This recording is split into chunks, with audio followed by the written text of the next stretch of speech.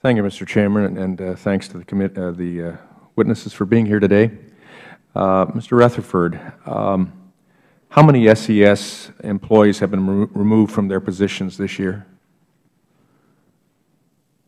I'm not aware of the number this year. I do have the number for last year.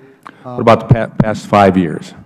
Past 5 years I don't have. I will take that for the record. Last year we removed 6 employees, 6 executive employees. 6 executive, okay.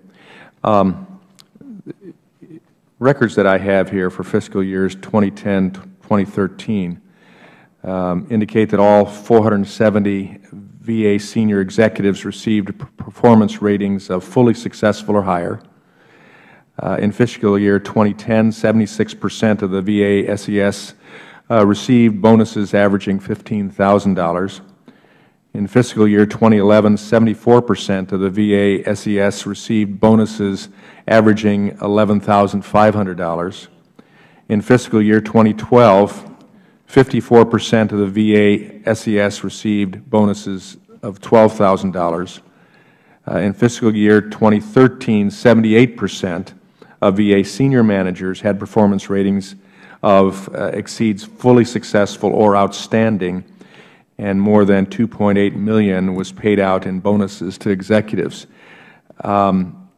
Is it likely and realistic that all 470 senior executives would receive the same fully satisfactory rating today? It is not. The data do not tell the whole story. The VA is at fault for not completing many of the performance evaluations once we remove an executive. For example, the 6 we removed last year, we should have rendered performance appraisal plans on them. They had 90 days in the job. The administration, after the action to remove, whether it was performance or misconduct, was not completed and not reflected. We find that is the case in many of the years that we looked at. The administration never caught up. The unsatisfactory performance was never captured, and therefore you... And again, the main reason for not capturing that, catching up with the problem? Failure to adhere to our policies and process.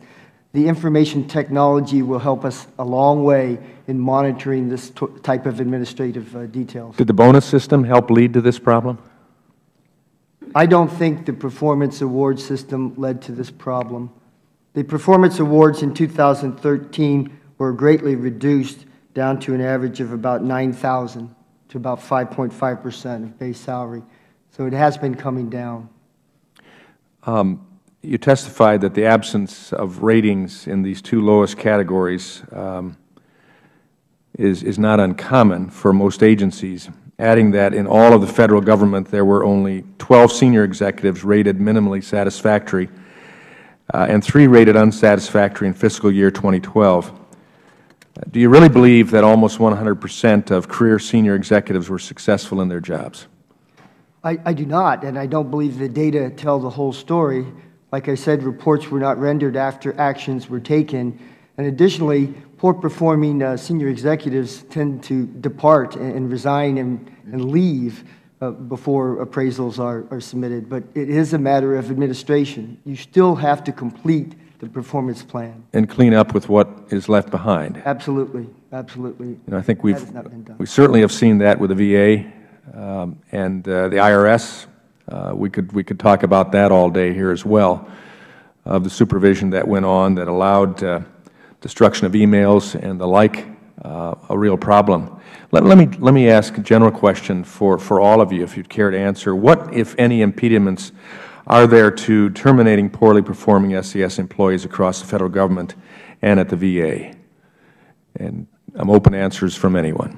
I think we have all the authorities to do our job and hold folks accountable, executives accountable.